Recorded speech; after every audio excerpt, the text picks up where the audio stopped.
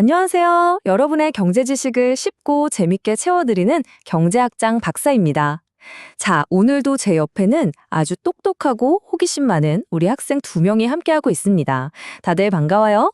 오늘은요, 경제학 공부하는 사람이라면 누구나 본다는 바로 그 책, 이준구, 이창용 교수님의 경제학 원론을 가지고 아주 뜨거운 주제에 대해 이야기 나눠볼 겁니다. 아, 정말 그렇죠. 요즘 마트 가기가 무섭다는 분들이 한두 분이 아니에요. 월급 빼고 다 오른다는 말이 괜히 나오는 게 아니죠. 아주 시의적절하고 또 우리 모두가 궁금해하는 질문을 던져줬네요. 도대체 왜 이렇게 물가가 오르는 걸까? 좋습니다. 오늘 이 질문의 답을 찾아서 한번 떠나보죠. 자, 오늘 우리가 탐험할 경로를 한번 볼까요? 첫 번째, 돈과 물건값 사이에는 어떤 비밀이 숨어 있는지 그 관계부터 파헤쳐 볼 거고요.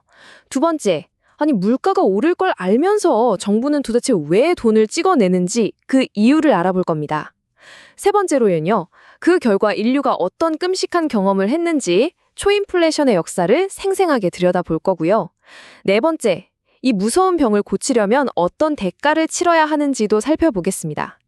그리고 마지막으로 오늘 배운 내용의 핵심만 쏙쏙 뽑아서 정리해 드릴게요. 자, 준비되셨죠? 그럼 바로 시작합니다. 네, 첫 번째 주제입니다. 지금 우리가 겪고 있는 이 물가 상승, 그러니까 인플레이션의 진짜 원인을 찾으려면요. 모든 이야기의 시작점이죠. 바로 돈, 즉 화폐와 물가, 이 둘의 관계부터 제대로 이해해야 합니다. 자, 여러분, 이 그래프 한번 보실까요? 이게 뭘 보여주냐면 가로축은 시중에 돈이 얼마나 빨리 드러났는지를 보여주는 통화량 증가율이고요. 세로축은 물가가 얼마나 빨리 올랐는지를 보여주는 인플레이션율이에요. 전 세계 여러 나라의 데이터를 점으로 찍어봤더니 어때요? 뭔가 패턴이 보이지 않나요? 맞아요. 점들이 대체로 오른쪽 위로 향하고 있죠. 이게 무슨 뜻이냐면 아르헨티나처럼 돈을 많이 찍어낸 나라는 물가도 엄청나게 오르고 반대로 스위스처럼 돈 푸는 속도를 조절한 나라는 물가도 안정적이라는 겁니다. 이 그래프가 우리에게 아주 명확한 사실 하나를 말해주고 있는 거죠. 길게 봤을 때 시중에 돈이 많이 풀리면 결국 물건 가격은 오를 수밖에 없다는 것. 바로 이 관계를 단 한 문장으로 간결하게 정리한 사람이 있습니다. 노벨 경제학상을 받은 밀턴 프리드먼이라는 학자인데요. 이분이 이런 말을 남겼죠. 인플레이션은 언제 어디서나 화폐적인 현상이다. 이게 무슨 말이냐면 지속적으로 물가가 오르는 현상의 배후, 그 배후에는 항상 돈의 양이 원인으로 자리 잡고 있다는 아주 강력한 주장입니다. 이게 바로 오늘 우리가 나눌 이야기의 가장 중요한 출발점이에요. 교수님, 근데 좀 이상한데요? 돈을 많이 풀면 물가가 오른다는 걸 정부도 당연히 알 거 아니에요. 그런데 왜 자꾸 돈을 찍어내는 거죠? 이건 뭐 스스로 문제를 만드는 거나 마찬가지잖아요. 이야, 아주 날카로운 질문이에요. 바로 그게 핵심이죠. 정부가 일부러 국민들을 힘들게 하려고 돈을 찍어내는 건 아닐 거예요. 대부분의 경우 돈을 찍어내는 건 다른 방법이 없을 때 꺼내는 뭐랄까 일종의 최후의 수단인 셈입니다. 예를 들어서 전쟁이 났다거나 아니면 엄청난 경제 위기가 닥쳐서 정부가 쓸 돈은 산더미인데 세금을 더 걷자니 국민들 반발이 너무 심하고 나라 이름으로 돈을 빌리려고 해도 아무도 안 빌려줄 때 그때 결국 중앙은행을 통해서 돈을 찍어서 급한 불부터 끄고 보자는 유혹에 빠지기 쉬운 거죠. 돈을 찍어서 결국 중앙은행의 권한을 감탄으로만 안 만들면 국민들에 대해서 국가가 빌려줄 돈이 없다는 한계가 없어지면서 우리가 원하는 모든 것을 더 만들고 쓸 수 있게 되는 거고요. 이렇게 정부가 돈을 찍어내서 얻는 수입을 경제학에서는 조금 어려운 말로 화폐 발행 이득 또는 영어로 세뇨리지라고 부릅니다. 아주 쉬워요. 예를 들어서 우리가 쓰는 5만 원짜리 지폐 한 장을 만드는 데 드는 비용이 한 200원이라고 쳐봐요. 그럼 정부는 이 지폐 한 장을 찍을 때마다 49,800원의 이득을 보는 셈이죠. 자, 그런데 여기서부터가 진짜 문제입니다. 정부가 돈을 찍어서 이득을 보는 그 순간 시중에 돈이 확 풀리면서 물가가 오르기 시작하겠죠? 그럼 여러분, 지갑 속에 있는 돈, 은행에 있는 내 예금의 가치는 어떻게 될까요? 맞아요.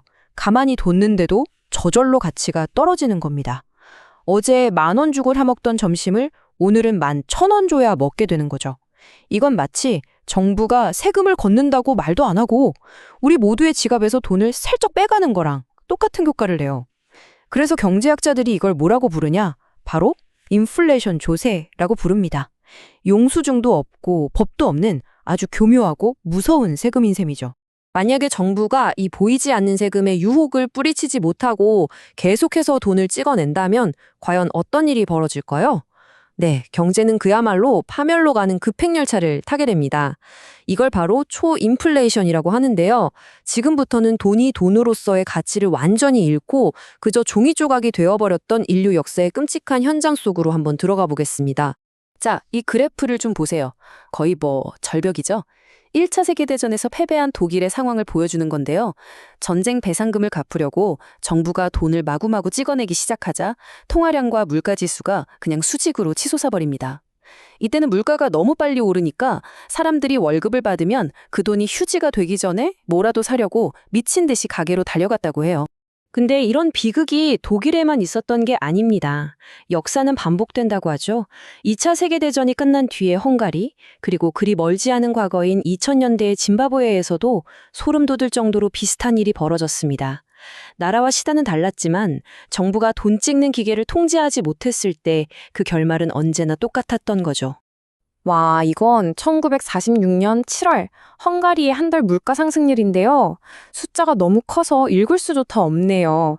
4.19 곱하기 10의 16제곱%. 이게 어느 정도냐면요. 당시 헝가리에선 물건값이 15시간마다 2배가 됐다고 합니다. 오늘 아침에 1,000원 하던 빵이 내일 새벽이면 2,000원이 되고 그 다음날 저녁엔 4,000원이 되는 그런 세상이었던 거죠. 그리고 이건 짐바브웨에서 실제로 발행했던 100조 달러 지폐입니다. 조요, 조. 숫자 0이 몇 개인지 세기도 힘들죠. 그런데 더 충격적인 사실은 이 어마어마한 돈을 가지고도 당시 달걀 몇 개밖에 살 수 없었다는 겁니다. 국가가 발행한 돈에 대한 믿음이 한순간에 어떻게 무너져 내릴 수 있는지를 보여주는 아주 상징적인 사진이죠. 와, 정말 상상만 해도 너무 끔찍한데요.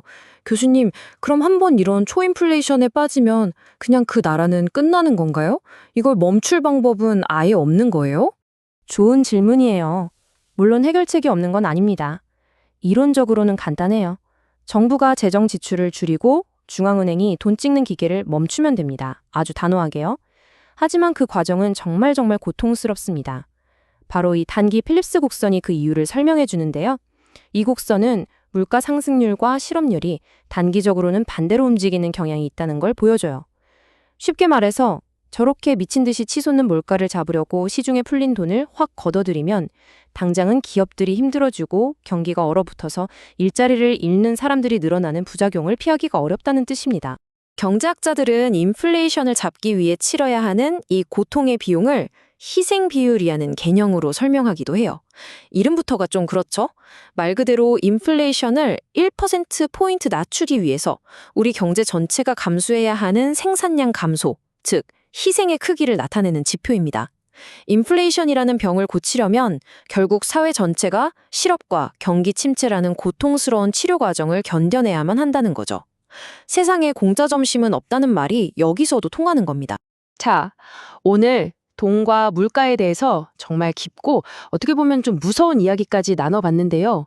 이제 머릿속을 깔끔하게 정리할 시간입니다.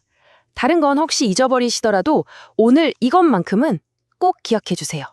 첫째, 장기적으로 봤을 때 물가 상승의 주범은 뭐다? 바로 통화량 증가다. 둘째, 정부는 재정이 어려울 때 돈을 찍어내려는 유혹에 빠지기 쉽고 이건 결국 모든 국민에게서 몰래 걷어가는 인플레이션 조세와 같다. 셋째, 이 유혹을 이겨내지 못하고 돈 찍는 기계를 남용하면 돈이 휴지 조각이 되는 초인플레이션이라는 파국을 맞을 수 있다. 그리고 마지막으로 이 무서운 병을 고치는 것은 가능하지만 그 과정에서 실업과 경기 침체라는 아주 고통스러운 비용, 즉 희생이 따른다는 점까지 기억해 두시면 오늘 수업은 완벽하게 이해하신 겁니다. 자, 오늘 수업은 여기까지입니다. 마지막으로 여러분의 생각을 한 단계 더 발전시킬 수 있는 질문을 하나 던지면서 마무리할까 합니다. 만약에 정부가 전쟁이나 국가적인 재난처럼 정말 극단적인 위기 상황에 처했다고 상상해 보세요. 이때 초인플레이션이라는 끔찍한 결과를 뻔히 알면서도 돈을 찍어내는 것이 과연 어쩔 수 없는 선택으로 정당화될 수 있을까요? 이 어려운 질문에 대해 한번 깊이 고민해 보시는 시간을 가지면 좋겠습니다. 오늘 모두들 정말 수고 많았습니다.